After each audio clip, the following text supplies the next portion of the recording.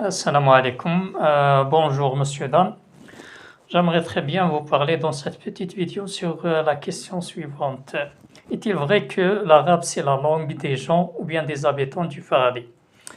En réalité, cette prétention ne repose et ne s'appuie sur aucune preuve scientifique, que ce soit du Coran ou de la sunna de notre prophète, que le salut soit sur lui. En réalité, ce n'est que des prétentions dites ou bien rapportées par des faquins ou bien des bilitres ou bien des gens qui n'ont pas une vraie valeur, tout simplement pour se faire valoir et pour se donner de la vraie valeur vis-à-vis autrui. Donc, quand on parle ou bien quand on examine la réalité des Arabes, on trouve en réalité qu'ils n'ont aucune valeur véridique. Ils n'ont ni savoir, ni éducation, ni force, ni autre qualification. Ce sont des prétentions tout simplement. En réalité, les Occidentaux fabriquent des armes alors que les Arabes prétendent de la force. Les Occidentaux font des recherches alors que les Arabes prétendent le savoir. Les Occidentaux ont de l'argent alors que les Arabes prétendent la fortune et ainsi de suite.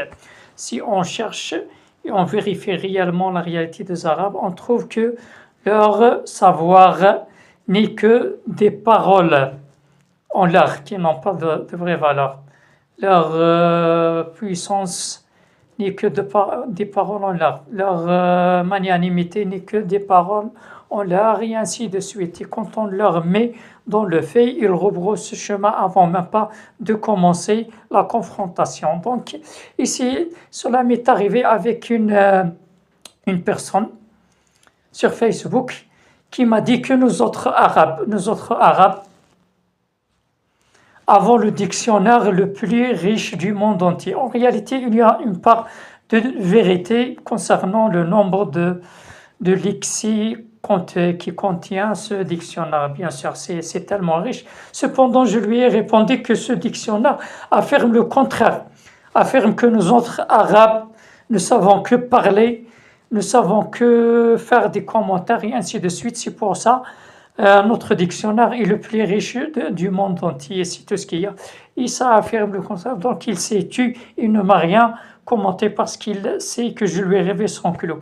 Et j'espère tellement que les Arabes évitent telle prétention futile qui nous ont ridiculisés devant le monde entier. Et à bientôt, Inch'Allah. Et portez-vous bien. Salam alaikum wa rahmatullahi wa barakatuh.